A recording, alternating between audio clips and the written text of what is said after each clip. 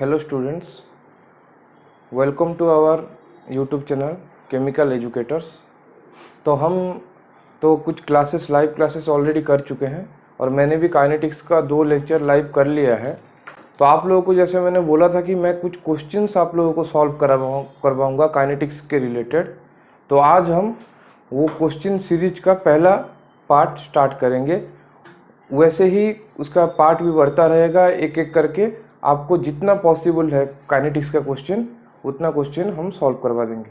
तो आप लोग हमारा चैनल को सब्सक्राइब कीजिए और नोटिफिकेशन आइकन को क्लिक कीजिए, जैसे आपको जब भी हमारा कोई नया वीडियो आएगा या लाइव क्लास होगा आपको नोटिफिकेशन आ जाएगा। ठीक है, तो हम पढ़ रहे थे केमिकल काइनेटिक्स। तो अभी आज हम क्या करेंगे, काइनेटिक्स का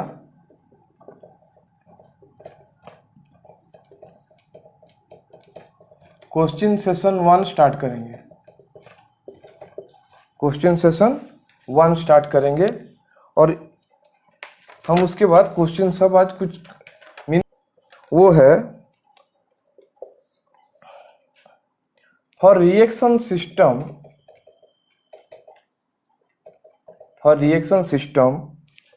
2NO gas plus oxygen giving 2NO2 gas. ठीक है, volume is suddenly reduced to half of its value by increasing pressure on it. Okay, if the reaction is of first order with respect to O2 and second order with respect to NO,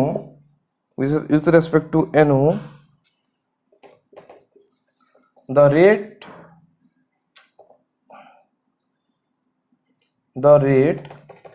of reaction will first option है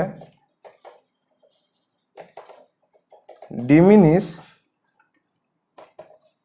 to 1/4 of initial value। Second option है diminish to 1/8 of initial value.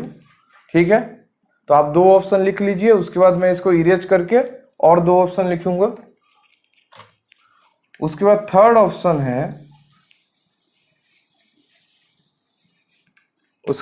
Option है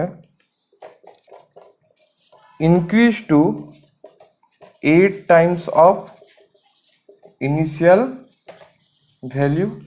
और fourth option है increase to 4 times of initial value. ठीक है, तो 4 option दिया। एक में लिखा है कि diminish to 1/4 of initial value, second है diminish to 1/8 of initial value, third है increases to 8 times of initial value और फोर्थ है increases to 4 times of initial value. तो हमें क्वेश्चन में देखना है कि पहले गिवन क्या है, एक रिएक्शन दे दिया है और बोला है कि वॉल्यूम हाफ को रिड्यूस हो रहा है। ठीक है, तो वॉल्यूम हाफ को रिड्यूस्ड हो रहा है और लिखा है कि O2 के रेस्पेक्ट में रिएक्शन फर्स्ट ऑर्डर है और NO के रेस्पेक्ट में रिएक्शन सेकेंड ऑर्डर है। तो रेट ऑफ रिएक्शन क्या होगा। ठीक है, तो अभी अगर हम सॉल्व करेंगे इस क्वेश्चन को,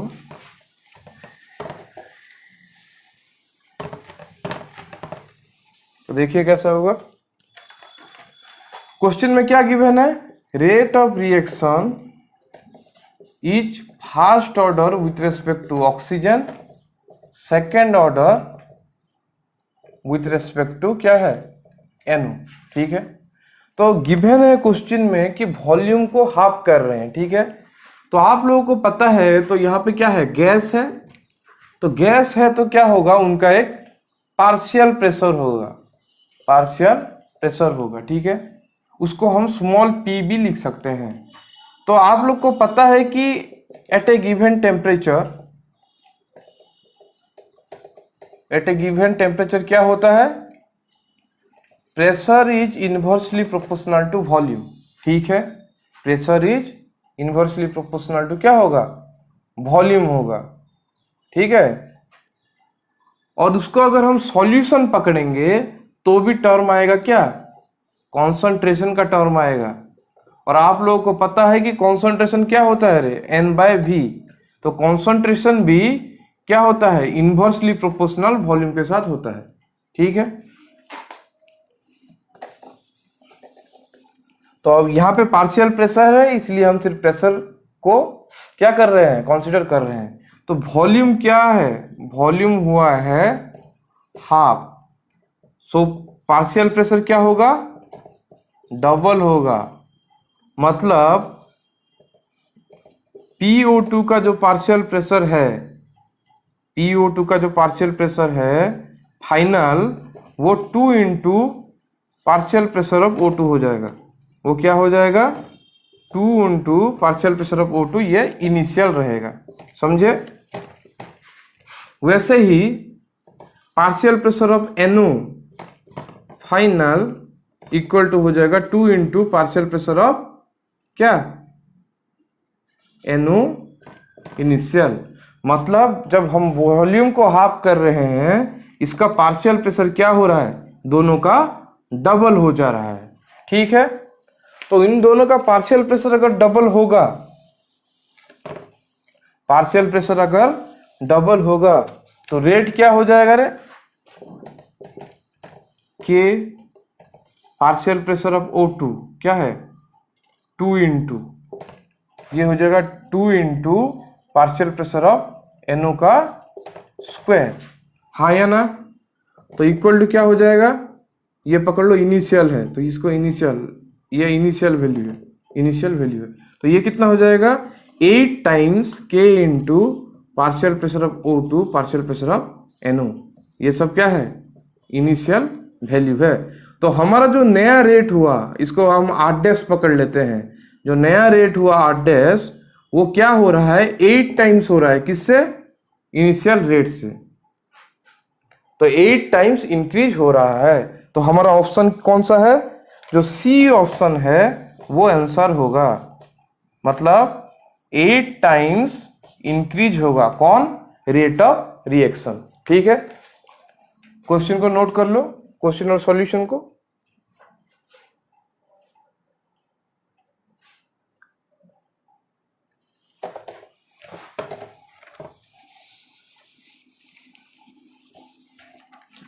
तो हमारा जो नेक्स्ट क्वेश्चन है वो दिया गया है,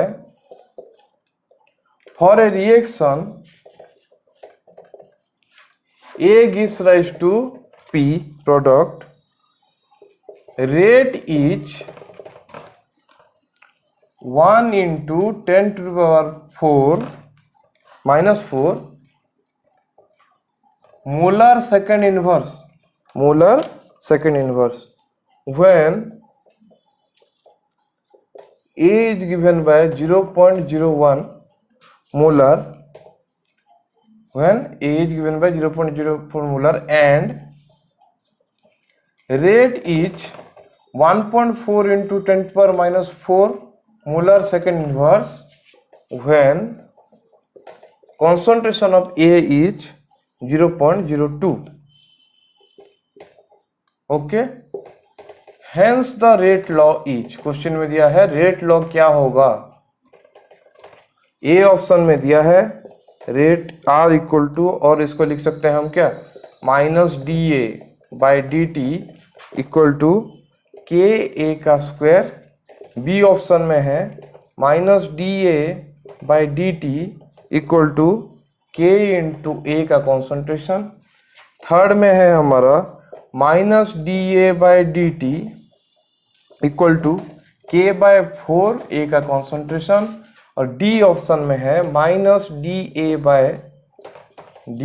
equal to K into A का पावर हाफ। ओके, तो हमें दिया है कि एक रिएक्शन हो रहा है जिसमें A एक रिएक्टेंट है जो कि प्रोडक्ट दे रहा है, और बोला है कि जब A का कॉन्सेंट्रेशन 0.01 मोलर रहेगा तब रेट होगा 1 × 10⁻⁴।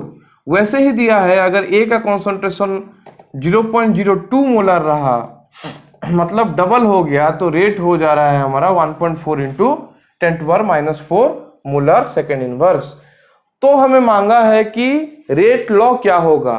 तो रेट लॉ क्या होगा जानने के लिए हमें क्या करना पड़ेगा, रिएक्शन का ऑर्डर देखना पड़ेगा, हाँ या ना। तो यहां से हमें ये जो रिएक्टेंट का डाटा दिया है और जो रेट का डाटा दिया है वहां से हमें क्या करना है, रिएक्टेंट का कॉन्सेंट्रेशन निकालना है। ठीक है सर, रिएक्टेंट का क्या निकालना है, ऑर्डर निकालना है रिएक्शन का।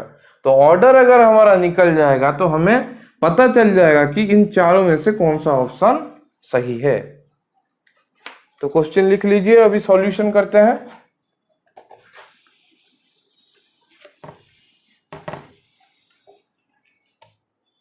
तो अभी सॉल्यूशन देखिए, ठीक है।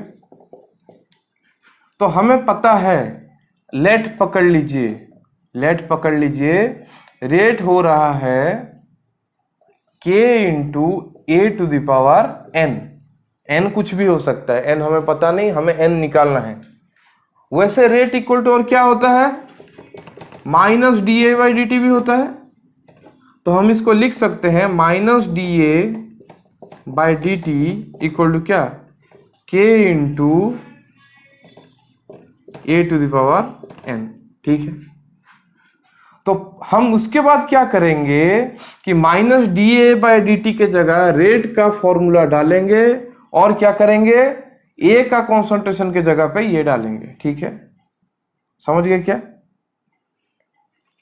तो अभी पकड़ लीजिए, हमारा अगर 2 है तो एक में क्या डालेंगे, 1.4 × 10⁻⁴ इक्वल टू डालेंगे K इंटू A का कॉन्सेंट्रेशन कितना है यहाँ पे 0.02 इसको लिख देते हैं इक्वेशन 1। ठीक है, और सेकेंड वाला क्या है, 1 × 10⁻⁴ equal to K into 0.01n, इसको लिख देंगे इक्वेशन 2। समझे। अभी इसको हम अगर सॉल्व करेंगे, तो क्या होगा देखिए। अगर हम इक्वेशन 1 को इक्वेशन 2 से डिवाइड कर देंगे तो क्या होगा, 1.4 × 10⁻⁴ divided by 1 × 10⁻⁴ equal to K into 0.02n divided by K into 0.01n। अभी डिवाइड हो गया तो ये हो गया 1.4 equal to K cancel out हो गया, और यहाँ पे भी दोनों का पावर n है तो इसको भी हम कैंसल आउट कर सकते हैं। तो हमारा 0.02 डिवाइडेड बाय 0.01 कितना होगा, 2। तो इधर हम डायरेक्ट लिख देते हैं 2n, हाँ या ना। अभी आपको पता है कि √2 का वैल्यू क्या होता है, 1.414 होता है, और ये भी 1.4 दिया है। तो हम डायरेक्ट यहां से लिख सकते हैं कि n इक्वल टू, इसको लिख सकते हैं 1.4 equal to n to the power half, that implies इसको लिख सकते हैं 2 to the power half equal to 2 to the power n, that implies n equal to 1। ये एक मेथड है जिसमें अगर आपको √ओवर का वैल्यू पता है या स्क्वायर का वैल्यू पता है तो आप इजीली कर सकते हो। अगर कोई बोलेगा कि मुझे तो नहीं आता, मुझे स्क्वायर का वैल्यू नहीं आता, मुझे √ओवर निकालना नहीं आता, तो भी एक फॉर्मूला है कि आप क्या करेंगे, ऑल्टरनेटिव ये में बोथ साइड आप लॉगरिथम कर देंगे, मतलब log 1.4 कर देंगे और इसको log 2 to the power n कर देंगे। तो log 2 to the power n क्या होता है, n log 2, हाँ या ना। That implies n equal to कितना होगा, log 1.4 डिवाइडेड बाय log 2, कितना होगा, log 1.4 डिवाइडेड बाय log 2। तो इसको सॉल्व कर देंगे तो भी हमारा आंसर आ जाएगा 0.5, जिसको हम हाफ भी लिख सकते हैं। ठीक है, तो n का वैल्यू क्या हुआ, हाफ। तो हम रेट लॉ क्या लिखेंगे अभी, minus D A by D T equal to K into A to the power क्या होगा, n के जगह हाफ। क्या हो जाएगा n के जगह हाफ। तो हमारा आंसर कौन सा ऑप्शन दिया है, वो हमारा डी ऑप्शन दिया है, जो कि हमारा आंसर होगा। ठीक है, जो हमारा जो डी ऑप्शन दिया था वो आंसर होगा। तो आपने जाना कि कैसे करना है। पहले क्या करना है, एक इमेजिनरी n लेना है, मतलब एक कंसीडर करना है, और उसके बाद हमें ये दोनों इक्वेशन को डिवाइड करके n का वैल्यू को निकालना है, n का वैल्यू निकालना है, तो हमारा आंसर आ जाएगा। ठीक है,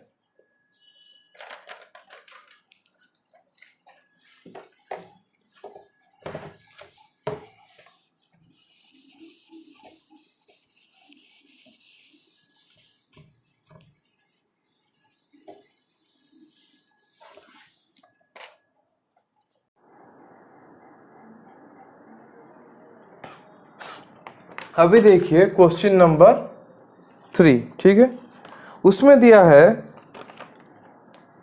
फॉर ए फर्स्ट ऑर्डर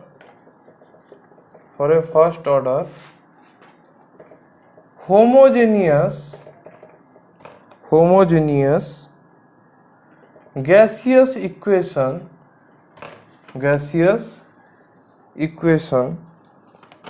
और गैसियस रिएक्शन, इक्वेशन बोल दिया, reaction A gives rise to 2B plus C, A gives rise to 2B plus C if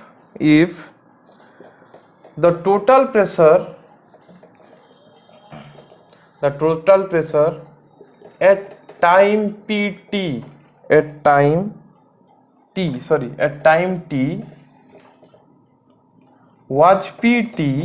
was pt and after a long time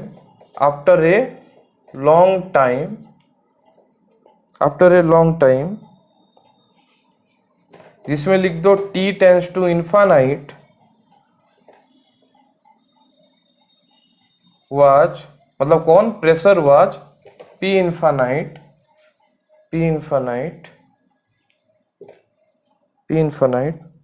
then k in terms of, मतलब rate constant in terms of pt p infinite and t each, pt p infinite and t each. A option में लिखा है k equal to 2.303 divided by t log p infinite divided by p infinite minus pt। Okay, B option में लिखा है k equal to 2.303 by t log 2p infinite by p infinite minus pt। Okay, उसके बाद C option में लिखा है k equal to 2.303 by t log 2p infinite divided by 3 into p infinite minus pt, p infinite minus pt का whole. D option है none of which. तो एक reaction दिया है गैसियस रिएक्शन, उसमें बोला है कि टाइम t में प्रेशर को पकड़ लीजिए pt है, एंड जब टाइम इनफाइनाइट को मूव करेगा तब प्रेशर p इनफाइनाइट है।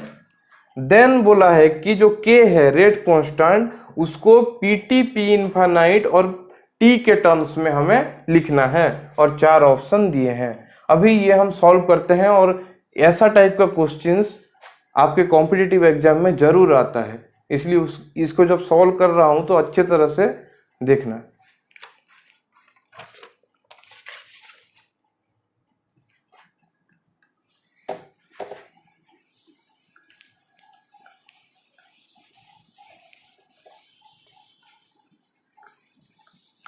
तो गिवन क्या है हमारा, रिएक्शन गिवन है A gives rise to 2B plus C।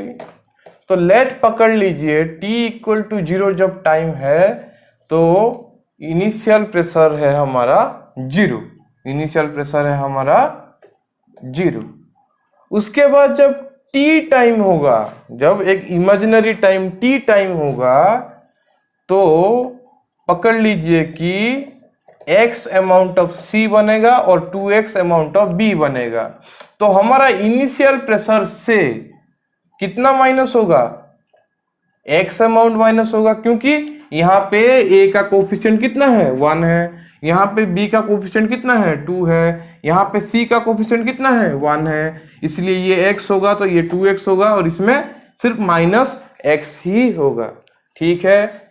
उसके बाद जब t इन्फानाइट में जाएगा, t जब इन्फानाइट को जाएगा तब क्या होगा, रिएक्शन कंप्लीट हो चुका होगा, मतलब A का कॉन्सेंट्रेशन हमारा 0 हो गया होगा और जो है हमारा कौन सा B और C वो PI अमाउंट फॉर्म हो गया होगा, क्योंकि इनिशियली PI प्रेशर का A है। मतलब जब फाइनल प्रोडक्ट भी फॉर्म होगा कंप्लीट रिएक्शन के बाद, ये 1 मोल C है इसलिए PI अमाउंट फॉर्म हुआ, ये 2 मोल B है इसलिए 2PI अमाउंट फॉर्म हुआ। ठीक है। तो यहां से हमें PT क्या मिलेगा, PT मतलब partial pressure of A plus partial pressure of B plus partial pressure of C। तो तीनों को अगर हम ऐड कर देंगे तो क्या हो रहा है, PI minus x plus 2x plus x। Okay, x cancel हो गया तो ये हो गया PI प्लस 2x, किसका वैल्यू, PT का वैल्यू। दैट इंप्लाइज x का वैल्यू क्या हो रहा है रे, x का वैल्यू हो रहा है PT minus PI divided by 2। क्या हो रहा है, PT minus PI divided by 2, किसका वैल्यू, x का वैल्यू।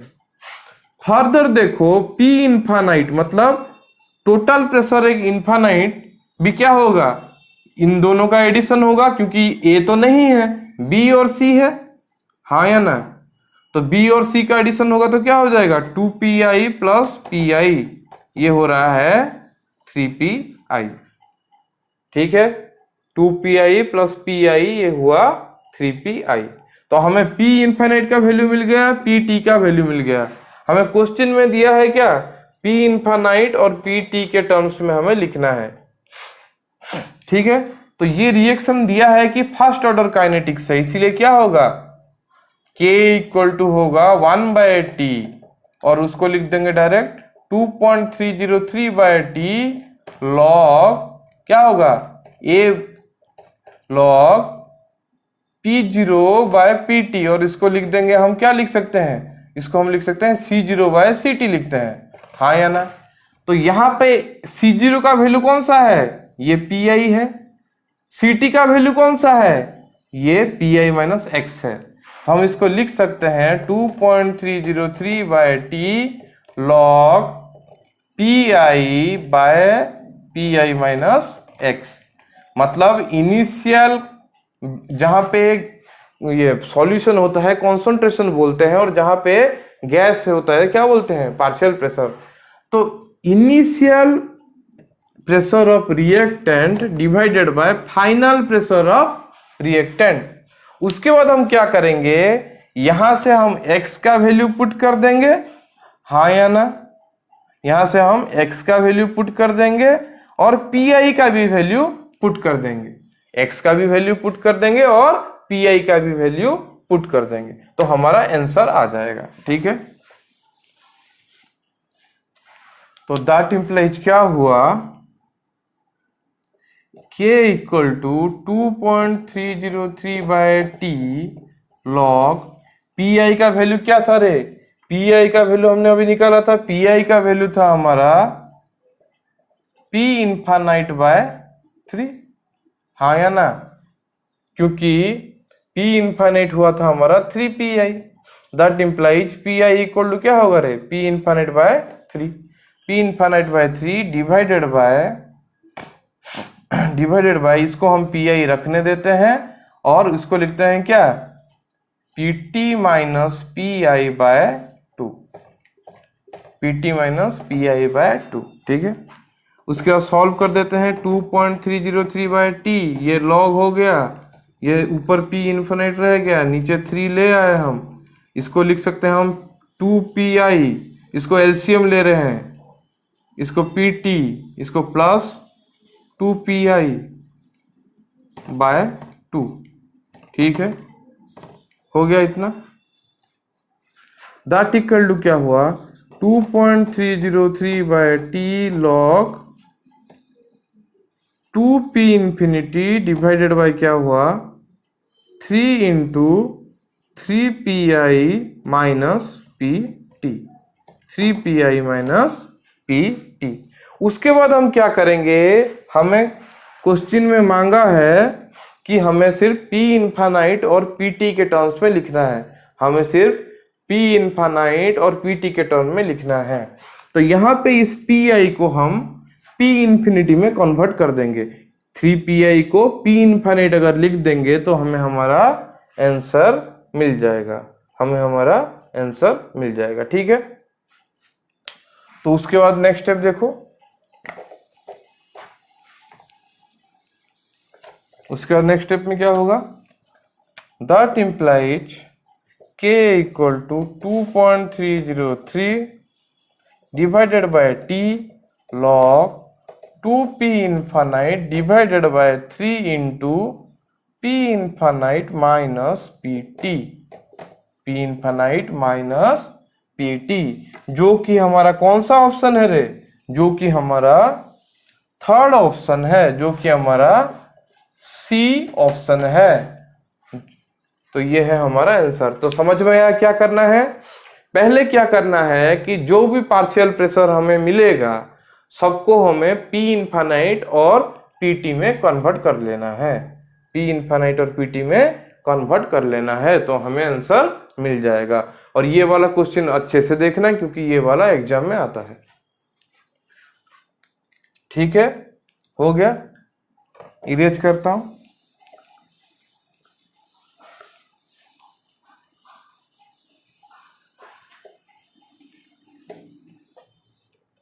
अभी क्वेश्चन नंबर 4 लिख लो, क्वेश्चन नंबर 4 लिख लो, ठीक है।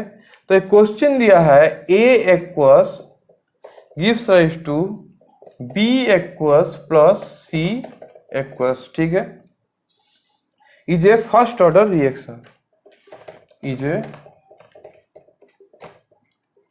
First order reaction, first order reaction.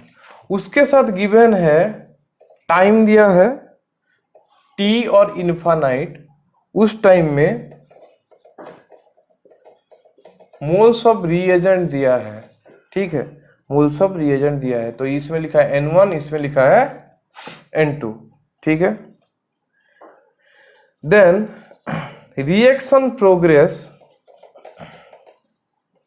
Reaction progress is measured with the help of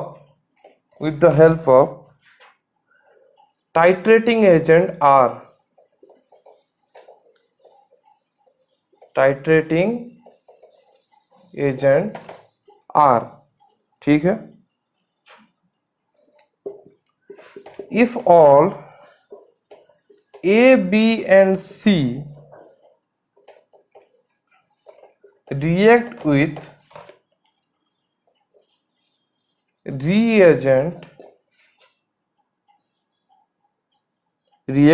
reagent and have n factors in the ratio 1:2:3 1:2:3 with the reagent, then k in terms of n1 n2 and t each, n1 n2 and t each। तो उसके बाद मैं 4 option लिखता हूं क्योंकि board fill up हो गया। तो पहले क्वेश्चन देख लो कि एक ए रिएक्टेंट है जो बी और सी बना रहा है, ठीक है, और वो फास्ट ऑर्डर काइनेटिक्स फॉलो करेगा। तो हमें दिया है कि जब टाइम टी होगा तब हमें एक रिएजेंट के साथ इस ए को हमें क्या करना है, टाइट्रेट करना है। एक रिएजेंट के साथ ए को टाइट्रेट करना है, ठीक है। तो क्या होगा कि जितना इक्विवेलेंट बी होगा या सी होगा या ए होगा, वो रिएजेंट के साथ उतना इक्विवेलेंट क्या होगा, उतना इक्विवेलेंट रिएक्ट करेगा। तो यहां पे दे भी दिया है कि तीनों का रिएक्शन उसके एन फैक्टर के ऊपर डिपेंड करेगा। एन फैक्टर मतलब क्या होता है, एन फैक्टर मतलब तुम्हारा होता है वैलेंसी फैक्टर। याद करो, इक्विवेलेंट वेट इक्वल टू क्या होता था, molecular weight divided by n, ये होता था एन फैक्टर। मतलब वैलेंसी फैक्टर दिया है रेशियो 1:2:3 दिया है, 1:2:3 दिया है, किसके साथ, रिएजेंट के साथ। और उस हिसाब से हमें क्या करना है, रेट कांस्टेंट निकालना है N1 N2 एंड T के टर्म्स में, N1 N2 एंड T के टर्म्स में, ठीक है। मतलब रिएजेंट जितना रिएक्ट करेगा ना यहाँ पे जो रेशियो में, उसको ही हम रिएक्शन में कंपेयर करेंगे, ठीक है।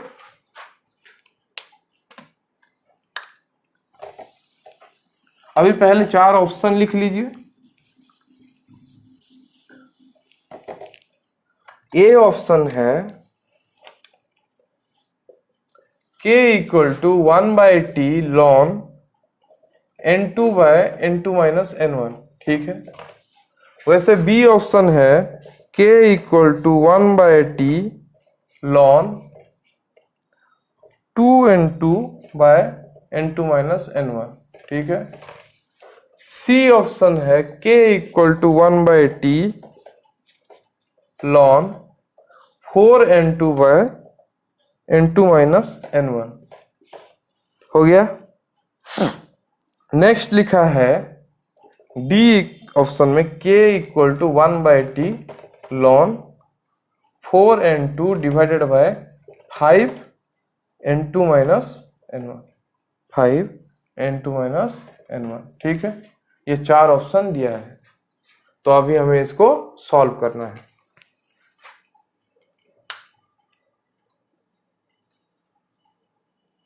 लिख लिया। तो सॉल्यूशन कैसे होगा, देखिए रिएक्शन दिया है ए बी और सी बना रहा है, ए बी और सी बना रहा है।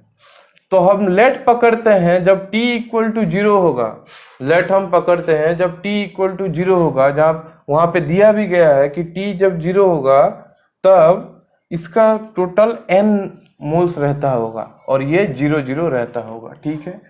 जब t इक्वल टू जब t टाइम्स रहेगा तो क्वेश्चन में गिवन है, क्या गिवन है कि n1 रहेगा टोटल मोल्स।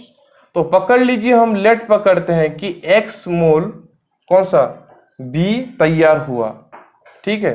तो अच्छे से देखो, जब t इक्वल टू 0 होगा a n बना होगा और b 0 होगा। तो पकड़ लीजिए t टाइम में n से x अमाउंट खत्म हो रहा है, ठीक है। तो a जो है वो कंज्यूम हो रहा है और हमें मिल रहा है n-x। तो क्वेश्चन में दिया है कि a b और c का n फैक्टर का रेशियो क्या है, 1:2:3, हाँ या ना। तो n फैक्टर का रेशियो जो होगा उतना ही बनेगा हमारा कौन, b और c। मतलब यहाँ पे 2x बनेगा, यहाँ पे 3x बनेगा। यहाँ पे n फैक्टर 1 है इसलिए x खत्म होगा, यहाँ पे 2 है इसलिए 2x बनेगा, 3 है इसलिए 3x बनेगा, ठीक है। उसके बाद t इक्वल टू अगर हम इन्फानाइट में देखेंगे तो ये पूरा खत्म हो गया होगा, हाँ या ना। तो ये कितना बना होगा 2n, ये कितना बना होगा 3n, ठीक है। इतना जान गए, क्लियर है इतने में। उसके बाद देखो, उसके बाद हमारा गिवन है, गिवन क्या है, t इक्वल टू 0 में टोटल नंबर ऑफ मोल्स दिया है n1, t में दिया है total number of moles, t में दिया है कितना n1, और t इक्वल टू इन्फानाइट में कितना दिया है n2। ये गिवन है ना, क्वेश्चन एक बार पढ़ लो। जब टाइम t होगा तब n1 मोल्स होगा, जब टाइम इन्फानाइट होगा तब N2 मोल्स होगा, ये दिया है। अभी देखो हम इसको सॉल्व करेंगे तो टाइम जब t होगा, at time t, total moles कितना है रे टाइम t में, n-x plus 2x plus 3x, ठीक है। तो हम इसको क्या लिख सकते हैं, n प्लस 4x, इसको लिख सकते हैं हम क्या, n प्लस 4x लिख सकते हैं ना, नहीं, हाँ। इसको हम लिख देंगे टोटल मोल्स को क्या, n1, that implies x equal to हो जाएगा n1 माइनस n बाय 4, हो गया। At time t total moles है n1, ठीक है। तो इसको अगर हम ऐड कर देंगे तो टोटल मोल मिल जाएगा, और ये जो है वो n1 ही है क्योंकि गिवन है, इसलिए वहां से हम x का वैल्यू निकालेंगे। उसके बाद देखो जब t इक्वल टू इन्फानाइट हो रहा है तब कितना है, n2 है, ठीक है। तो total moles at t equal to infinite n2 equal to क्या हो जाएगा, इन तीनों को ऐड कर देंगे, 0 plus 2n plus 3n equal to क्या हो रहा है, 5n, that implies n equal to क्या हो रहा है, n equal to n2 by 5, n equal to हो रहा है क्या, n2 बाय 5। तो हमें किस किस का वैल्यू मिल गया, x का वैल्यू मिल गया, n का वैल्यू मिल गया। क्यों हम x और n का वैल्यू ले रहे हैं, ठीक है, क्योंकि हमें क्वेश्चन में गिवन है कि t n1 और n2 के टर्म्स में लिखना है। पर अगर हम यहाँ इक्वेशन में देखें तो जो C0 बाय ct है, यहाँ पे C0 इसके टर्म्स में आएगा, ct इसके टर्म्स में आएगा, तो यहाँ पे n और x है, तो हमें इसीलिए n और x को n1 और n2 में कन्वर्ट करना है, इसीलिए हमने ये सब किया। अभी देखो यहाँ साइड में लिख देता हूं, अभी बाद में फिर से लिखेंगे। हमारा k का वैल्यू क्या होगा, 1/t ln C0 by ct, that equal to हम लिख सकते हैं 1/t ln C0 के जगह n, ct के जगह n माइनस x, ठीक है। k इक्वल टू लिखेंगे 1/t ln C0 by ct, तो C0 के जगह हम लिखेंगे n, ct के जगह हम क्या लिखेंगे, n माइनस x। तो अभी देखिए कितना इजी हो जाएगा सॉल्यूशन, आप देखना बहुत ही इजी हो जाएगा। तो दैट इंप्लाइज क्या होगा, k equal to 1/t ln n का वैल्यू कितना है रे, n का वैल्यू निकाला था हमने, n का वैल्यू हमने निकाला था n2 by 5, n2 divided by 5, और यहाँ पे हम n को n रख देते हैं। x का वैल्यू कितना था, x का वैल्यू हमने निकाला था n1 minus n divided by 4, n1 minus n divided by 4। तो सॉल्व कर देंगे, 1/t ln n2 by 5 into ये हो जाएगा 4n minus n1 plus n divided by 4, हो गया। जल्दी जल्दी सॉल्व कर देते हैं, दैट इक्वल टू हो गया 1/t ln n2, ये 4 ऊपर चला जाएगा तो ये हो जाएगा 4n2 divided by 5 into 5n minus n1, 5n minus n1, ठीक है। तो हमें पता है, क्या पता है कि 5n कौन क्या होता है, n1 होता है। हमें क्या पता है, 5n का वैल्यू क्या होता है, n2 होता है। तो इसको हम लिख दे सकते हैं k equal to 1/t ln 4n2 divided by 5 into इसको लिख देंगे n2 minus n1, n2 minus n1, ठीक है। तो ये कौन सा ऑप्शन है, देख लीजिए, ये ऑप्शन है हमारा डी ऑप्शन, जो कि आंसर है। ये ऑप्शन कौन सा है, डी ऑप्शन, जो कि हमारा आंसर है। समझ पाए, सिंपल मैथमेटिक्स यूज हो रहा है, सिर्फ आपको जानना है कि नंबर ऑफ मोल्स का कैसे चेंजेस हो रहा है, कहाँ पे स्टोचियोमेट्री का कैसे चेंजेस हो रहा है, वो आपको अच्छे तरह से देखना है। नहीं तो क्वेश्चन बहुत सिंपल है, फिर भी बच्चे उसको गलत करके आते हैं, क्योंकि वो लोग स्टोचियोमेट्री में गड़बड़ कर देते हैं, ठीक है। लिख लीजिए। उसके बाद हम नेक्स्ट क्वेश्चन को जाएंगे।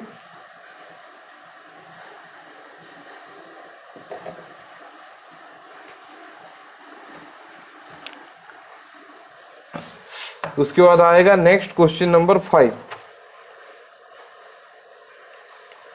नेक्स्ट क्वेश्चन नंबर 5 ये थोड़ा इजी क्वेश्चन है, क्योंकि बहुत ज्यादा कैलकुलेशन वाला क्वेश्चन कर लिया ना, अभी थोड़ा इजी भी एक दो कर लेते हैं। क्वेश्चन नंबर 5 दिया है कि डिकम्पोजिशन ऑफ NH4NO2 ब्रैकेट में aqueous into N2 gas and 2H2O liquid is first order reaction,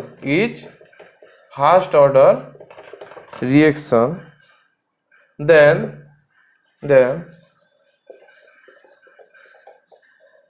which of the following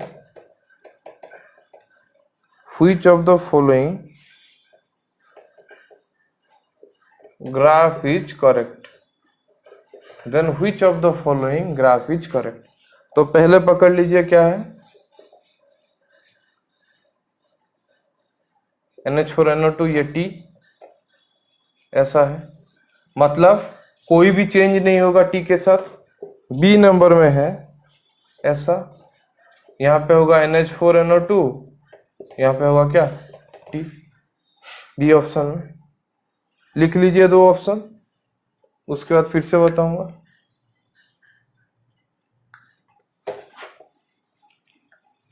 उसके बाद सी ऑप्शन में है ऐसा, और डी ऑप्शन में है ऐसा, ठीक है। तो ये है NH4NO2, ये T, ये NH4NO2 का कॉन्सेंट्रेशन y एक्सिस में, x एक्सिस में T, ठीक है। तो ये फर्स्ट ऑर्डर रिएक्शन अगर ये फर्स्ट ऑर्डर रिएक्शन है तो हमें क्या पता है, उसका इक्वेशन क्या है। एक इक्वेशन है KT equal to ln C0/Ct, और क्या लिख सकते हैं हम, Ct equal to C0 into e⁻ KT, ठीक है। तो ये जो इक्वेशन है, अगर NH4NO2 और T का कॉन्सेंट्रेशन बोला है, मतलब ये सिंपली आप जानो कि ये जो ग्राफ सब है ना, वो Ct वर्सेस T का ग्राफ है।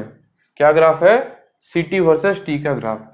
तो फर्स्ट ऑर्डर के लिए Ct वर्सेस T में क्या है, एक्सपोनेंशियल टर्म है ना, हाँ ना एक्सपोनेंशियल टर्म है। इसीलिए ये जो A ऑप्शन है, B ऑप्शन है और C ऑप्शन है, इन तीनों में से कोई भी एक्सपोनेंशियल नहीं है, इसलिए ये तीनों कैंसल आउट हो जाता है। उसके बाद e⁻KT लिखा है, मतलब एक्सपोनेंशियली डिक्रीज कर रहा है। एक्सपोनेंशियल डिक्रीज कौन सा ग्राफ में कर रहा है, सिर्फ डी ग्राफ में ही एक्सपोनेंशियली डिक्रीज कर रहा है। ये मैंने अपना जो लेक्चर के टाइम में पढ़ाया भी था कि इसका ग्राफ ऐसे क्यों होता है। अगर डाउट है तो फिर से जाके लेक्चर देख लेना, वहां पे मैंने बताया है। तो ये जो ग्राफ होगा ना, ये जो ग्राफ होगा वो डी ऑप्शन होगा, ठीक है, डी ऑप्शन होगा, लिख लीजिए।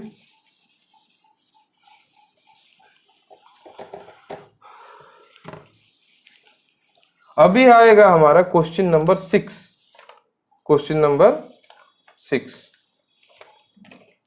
तो क्वेश्चन नंबर 6 दिया है decomposition of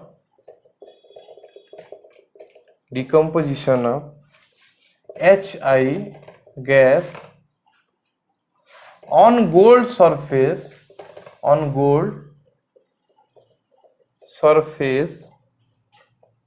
is zero order reaction।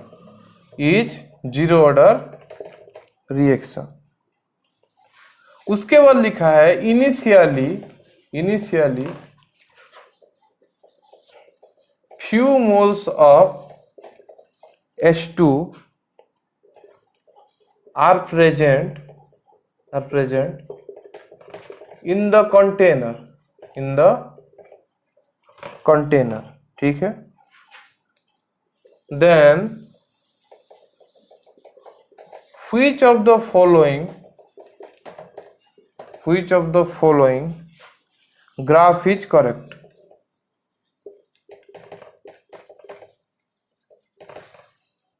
Graph is correct, ठीक है।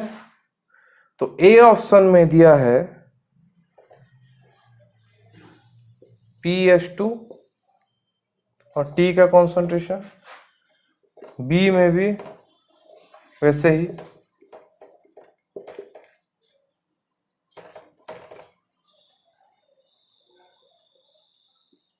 पार्शियल प्रेशर ऑफ H2, ठीक है।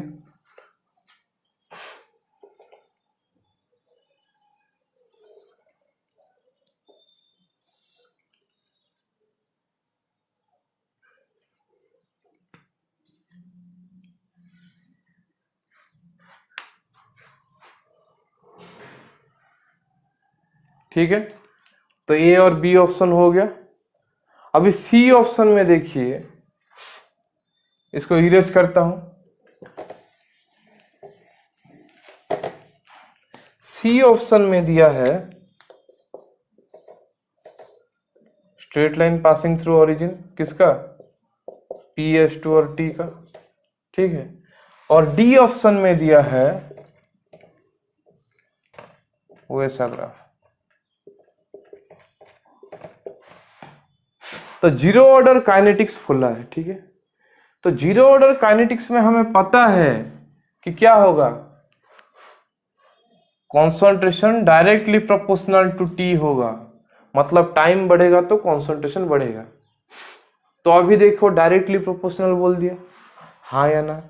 तो अभी तुम लोग बोलोगे कि तो डायरेक्टली प्रोपोर्शनल है तो सी ऑप्शन होना चाहिए, ठीक बोल रहा हो ना? नहीं, directly proportional passing through origin इसका ग्राफ होगा तो आप बोलोगे सी ऑप्शन होना चाहिए। पर यहाँ पे सी ऑप्शन आंसर नहीं होगा, यहाँ पे सी ऑप्शन आंसर नहीं होगा, बल्कि आंसर होगा कौन सा? बी वाला ऑप्शन, आंसर होगा बी वाला ऑप्शन। क्यों? क्योंकि क्वेश्चन में गिवन है, क्वेश्चन में गिवन क्या है? इनिशियली PS2 प्रेजेंट था कुछ, ये पकड़ लीजिए, ये P0 है, मतलब इनिशियली कुछ अमाउंट का PS2 ऑलरेडी प्रेजेंट था। उसके बाद क्या हुआ? उसके बाद उसका क्या हुआ? डायरेक्टली प्रोपोर्शनल, मतलब लिनियरली इंक्रीज हुआ। इसीलिए हमने पकड़ लिया कि ये जो P0 था इनिशियली था, उसके बाद हमारा लिनियरली इंक्रीज हो रहा है। इसीलिए हमारा आंसर होगा कौन सा ऑप्शन? B option. तो ये क्वेश्चन अच्छी तरह से देख लो कि हर वक्त तुम जो सोचते हो वो नहीं होता, क्वेश्चन को अच्छे से पढ़ना पड़ता है, ठीक है।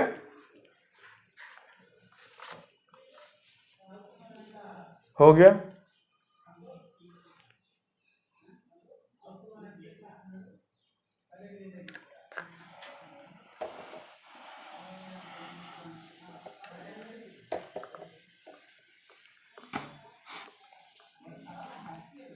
उसके बाद हमारा नेक्स्ट क्वेश्चन आएगा।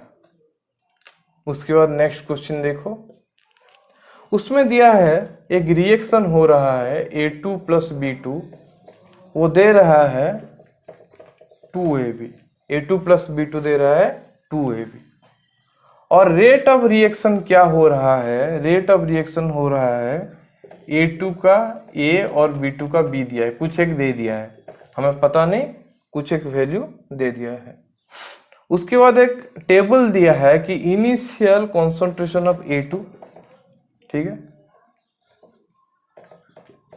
इनिशियल कॉन्सेंट्रेशन ऑफ B2, ठीक है, एंड रेट ऑफ रिएक्शन दिया है, रेट ऑफ रिएक्शन दिया है। तो यहाँ पे इनिशियल कॉन्सेंट्रेशन ऑफ A2 दिया है 0.2, तो ये 0.2 है, तब रेट ऑफ रिएक्शन हो रहा है 0.04। यहाँ पे दिया है ये 0.1, ये दिया है 0.4, ये हो रहा है 0.04। उसके बाद फाइनल में दिया है जीरो, और एक दिया है 0.2, ये है 0.4, ये है 0.08, 0.08, ठीक है। मतलब क्या हो रहा है, अच्छी तरह से देखो,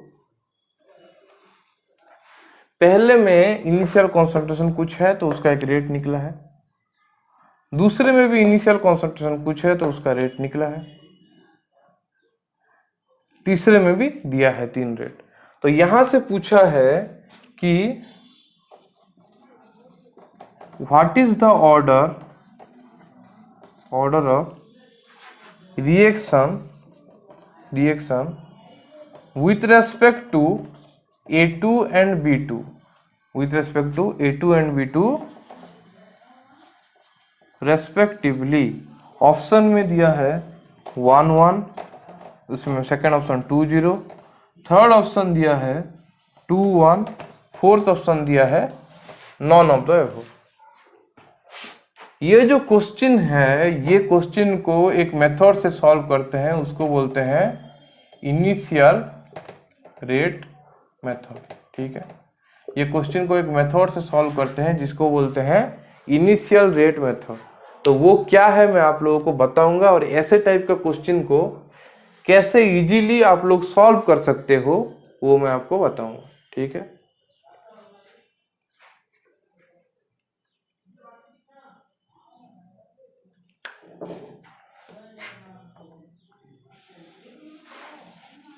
क्वेश्चन लिख दिया है आपने,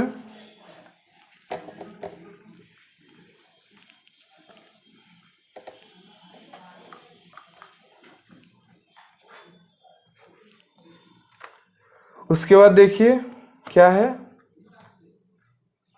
सॉल्यूशन।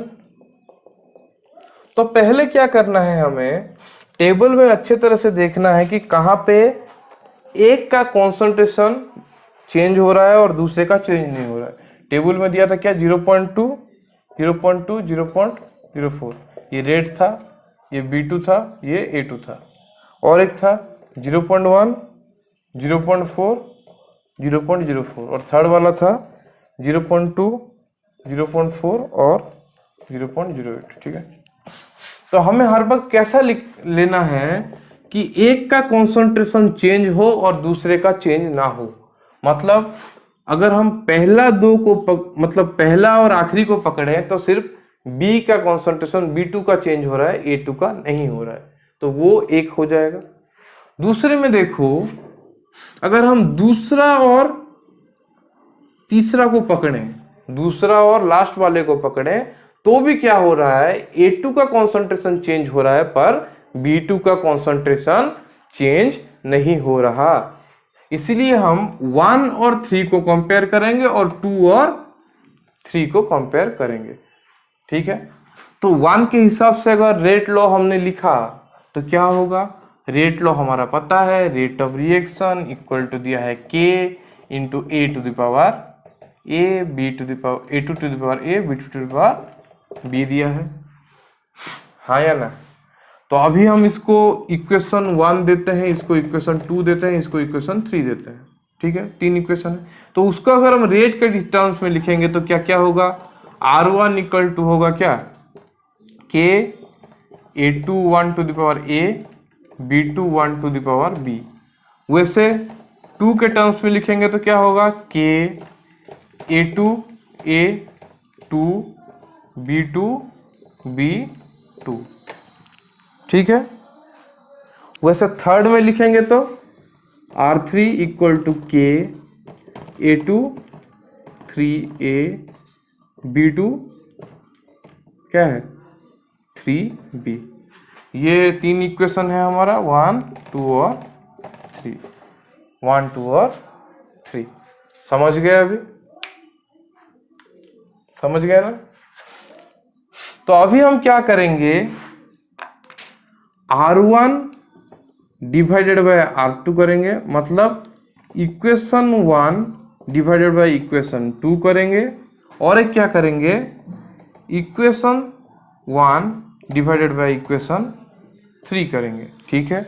हम क्या क्या करेंगे, इक्वेशन 1 डिवाइडेड बाय इक्वेशन 2, और एक जगह पे equation 1 divided by equation sorry equation 2 divided by equation 3 करेंगे, और एक जगह पे क्या करेंगे, इक्वेशन 2 डिवाइडेड बाय इक्वेशन 3, मतलब एक जगह पे 1 डिवाइडेड बाय 3 करेंगे, एक जगह पे इक्वेशन 1 डिवाइडेड बाय इक्वेशन 3 करेंगे, और दूसरी जगह पे इक्वेशन 2 डिवाइडेड बाय इक्वेशन 3 करेंगे। ठीक है, तो अभी सॉल्व करते हैं।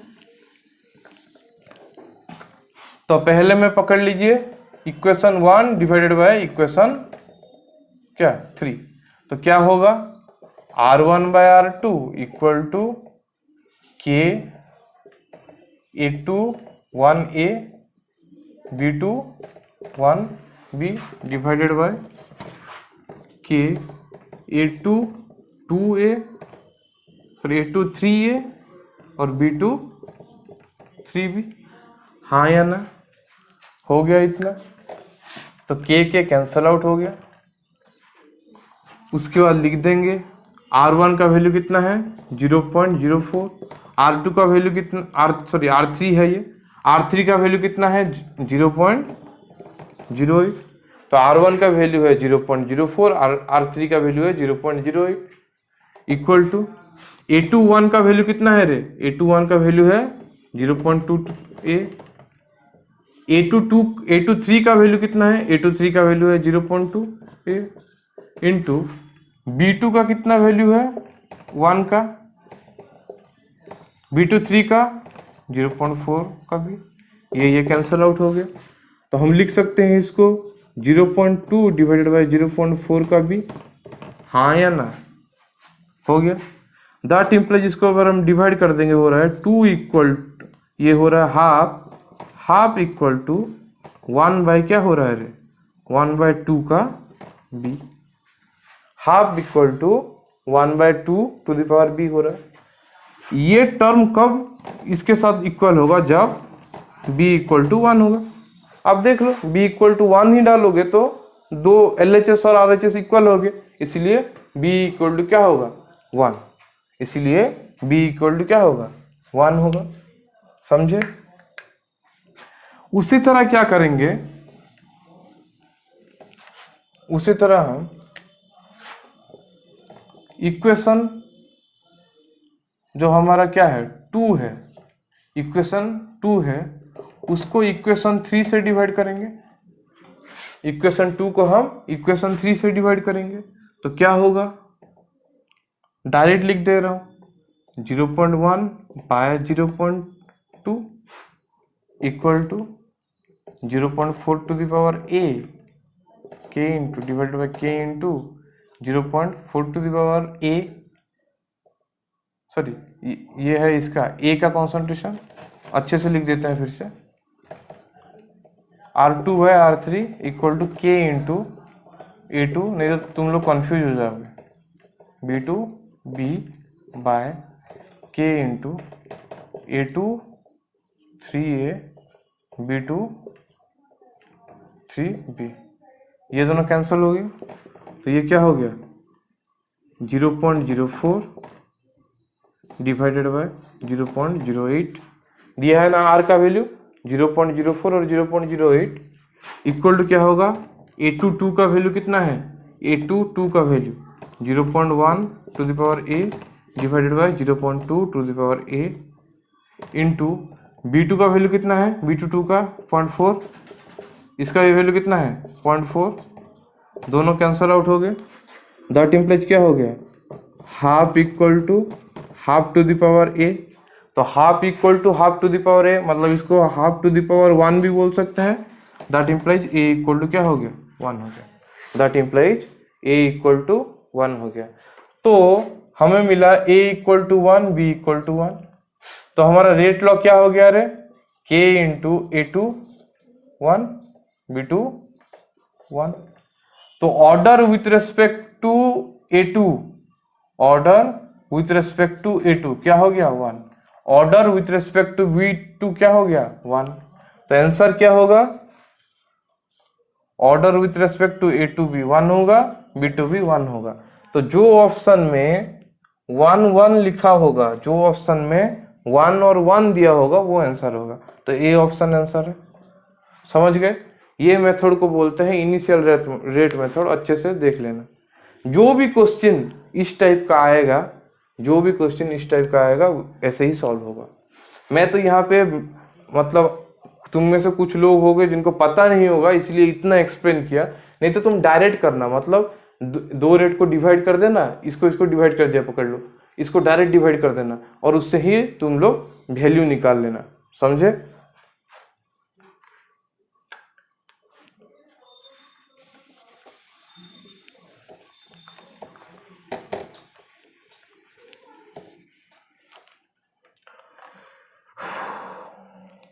उसके बाद उस टाइप का और एक क्वेश्चन भी करते हैं, उस टाइप का और एक क्वेश्चन करते हैं जो कि हमारा फाइनल क्वेश्चन है आज का। दिया है the reaction of A and B follows the equation a plus b gives rise to 2ab, gives rise to 2ab. The following data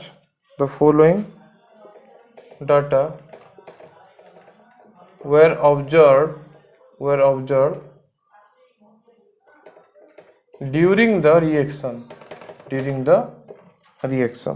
तो डाटा क्या है? ए का कॉन्सेंट्रेशन है, बी का कॉन्सेंट्रेशन है, ठीक है, ए का कॉन्सेंट्रेशन है, बी का कॉन्सेंट्रेशन है, और है rate of appearance of AB, rate of appearance of AB। तो इनका वैल्यू दिया है 0.1, इसका रेट का वैल्यू दिया है 2.5 इंटू 10⁻⁴, ये दिया है 0.2, ये 0.1, 5 इंटू 10⁻⁴, लास्ट वाला दिया है 0.2, इसमें दिया है 10 इंटू 10⁻⁴, इसमें दिया है 10 इंटू 10⁻⁴, ठीक है, यहां से समझे? तो अभी देखो क्या हो रहा है, अच्छे से देखो, यहाँ पे ये दोनों में देखो, ये दोनों में बी सेम रह रहा है, ए का चेंज हो रहा है, हाँ या ना? बी का कॉन्सेंट्रेशन सेम रह रहा है और ए का चेंज हो रहा है, तो ये हमारा फर्स्ट सेट हो जाएगा, ये हमारा फर्स्ट सेट हो जाएगा। उसके बाद देखो सेकंड और थर्ड में ए सेम रह रहा है, ए का कॉन्सेंट्रेशन सेम है पर बी का कॉन्सेंट्रेशन चेंज हो रहा है, तो ये हमारा दूसरा सेट रहेगा, ठीक है। तो हमें तो पहले एक चीज आप सबको पता होना चाहिए कि पहले हमें ऑर्डर निकालना ही पड़ेगा, उसके बाद हम रेट कांस्टेंट कैसे निकालेंगे वो बाद में, तो पहले ऑर्डर निकालना ही पड़ेगा। तो उसके बाद क्वेश्चन में दिया है कि द वैल्यू ऑफ के फॉर द रिएक्शन इज, ए में लिखा है 2.5 इंटू 10⁻⁴,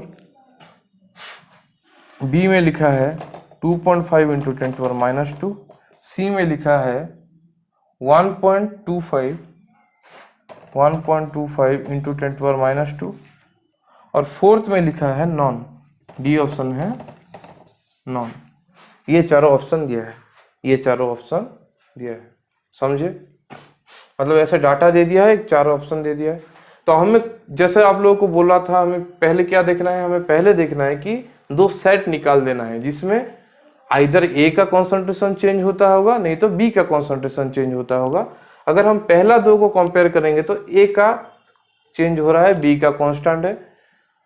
सेकंड और थर्ड में अगर कंपेयर करेंगे तो ए का सेम है, बी का चेंज हो रहा है। तो हमें इन दोनों सेट से ही हमें क्या मिल जाएगा, हमारा आंसर मिल जाएगा, ठीक है। तो अभी डायरेक्ट करते हैं। पिछले बार तो बता दिया था कि इनिशियल रेट मेथड कैसा होता है, तो अभी डायरेक्ट ही मैं कर रहा हूँ, ठीक है। तो सॉल्यूशन अगर करेंगे, ये टेबल को रहने दो, काम आएगा। तो सॉल्यूशन अगर हमें करना है तो क्या करना पड़ेगा, पहले ऑर्डर निकालना पड़ेगा। तो जैसे सिंपली बोला था, पहले इन दोनों को कंपेयर करो, मतलब क्या 0.1 बाय 0.2 क्या करना था, रेट इक्वल टू लिख देना था a to the power a, b to power क्या लिख देना था, b लिख देना था, हाँ या ना, ठीक है। तो ये तो rate of appearance of A B है, ये rate of appearance of A B है। रिएक्शन क्या दिया है, रिएक्शन दिया है a plus B gives rise to क्या 2ab। तो रेट ऑफ रिएक्शन क्या होगा, my plus half DAB by DT equal to AB, हाँ या ना, हाँ या ना। तो हाफ तो ऊपर में भी रहेगा नीचे में भी रहेगा, तो दोनों को हम डायरेक्ट डिवाइड करके रेट का रेशियो निकल सकता है कि नहीं। मतलब देखो, तो अभी अगर 3 इक्वेशन है तो लिख देंगे एक को DAB 1 by DT equal to A 1A B 1B, वैसे half DAB 2 by DT equal to क्या लिख देंगे A2A B2B, वैसे लिख सकते हैं half DAB 3 by DT equal to A का 3 B का 3। ये इक्वेशन 1, ये इक्वेशन 2 और ये इक्वेशन 3, समझे, समझ गया ना। अभी इसको डायरेक्ट डिवाइड कर देंगे, क्या क्या 1 डिवाइडेड बाय क्या करना था, 1 डिवाइडेड बाय 2 करना था, 1 डिवाइडेड बाय 2। तो क्या हो जाएगा, डायरेक्ट लिख दे रहा हूँ, 1 में था क्या 2.5 इंटू 10⁻⁴, 2 में क्या था 5 इंटू 10⁻⁴, हाँ या ना, इक्वल टू 1 और 2 में किसका कॉन्सेंट्रेशन कांस्टेंट है, 1 और 2 में B का कॉन्सेंट्रेशन कांस्टेंट है, तो B भी कट जाएगा, ठीक है या नहीं। और डायरेक्ट लिख भी देता हूं, नहीं तो ये K है, K मल्टीप्लाई रहेगा, ठीक है। तो इसमें लिख देता हूं K, A का कॉन्सेंट्रेशन कितना था 0.1, B का 0.1, नीचे K 0.2, इसका कितना था 0.1, कैंसल कैंसल कैंसल कैंसल, ठीक है, कैंसल आउट हो गया, कैंसल आउट हो गया। तो क्या लिख देंगे इसको, 25 दूने 5, 2.5 इंटू 2 होगा कितना 5, हाफ इक्वल टू 1/2 A, तो A इक्वल टू कितना होगा 1 होगा।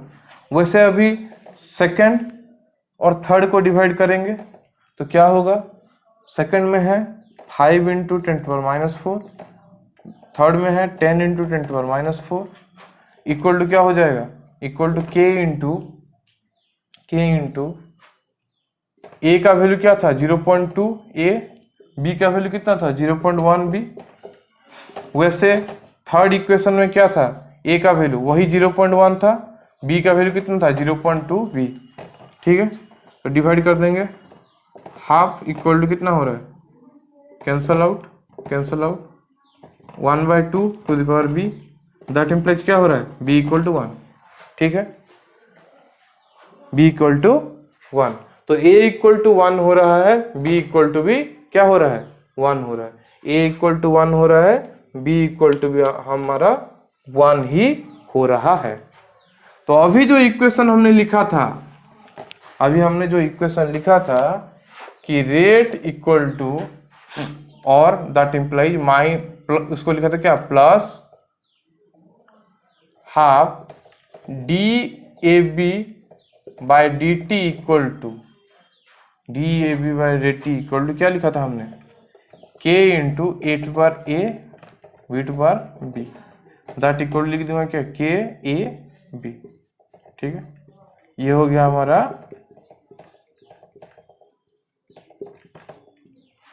इक्वेशन। हमें गिवन है, हमें क्वेश्चन में मांगा है K, क्वेश्चन में हमें K का वैल्यू मांगा है। तो K का वैल्यू अगर हमें निकालना है तो हमें DAB बाई DT का वैल्यू चाहिए, ए का वैल्यू चाहिए और बी का वैल्यू चाहिए। तो हमारा जो टेबल था उसमें क्या दिया है, rate of appearance of A B दिया है, rate of appearance of A B दिया है, मतलब उसमें D A B by D T already given है, उसमें D A B by D T given है। तो हम वो टेबल जो दिया था क्वेश्चन में, जो टेबल एक नहीं दिया था क्वेश्चन में, टेबल से कोई भी एक को निकाल दीजिए, मतलब टेबल में जो 3 रो था कोई भी एक रो का वैल्यू हम पुट कर देते हैं। तो हम फर्स्ट रो का वैल्यू पुट करते हैं, ठीक है, हम फर्स्ट रो का वैल्यू पुट करके देखते हैं। तो क्या हो रहा है, half D A B by D T, मतलब उसको लिखेंगे 2.5 इंटू 10⁻⁴ इक्वल टू हो रहा है के इंटू ए का कॉन्सेंट्रेशन कितना था रे, ए का कॉन्सेंट्रेशन था 0.1, बी का कॉन्सेंट्रेशन भी था 0.1, ए का कॉन्सेंट्रेशन था 0.1, बी का कॉन्सेंट्रेशन भी क्या था 0.1, ठीक है, लिख लिया हमने। तो दैट इम्प्लाइज क्या हो जाएगा, K equal to half into 2.5 into 10⁻⁴ divided by क्या हो रहा है 0.1 इंटू 0.1, 0.1 इंटू 0.1, हाफ से कर देंगे तो 1.25, तो ये हो रहा है 1.25 into 10⁻² divided by 10⁻⁴ divided by 10⁻², that equal to 1.25 into 10⁻², ये है हमारा आंसर।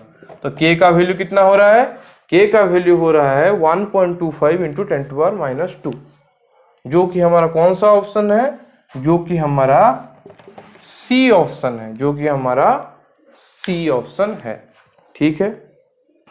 अभी समझ में आया कैसे सॉल्व किया।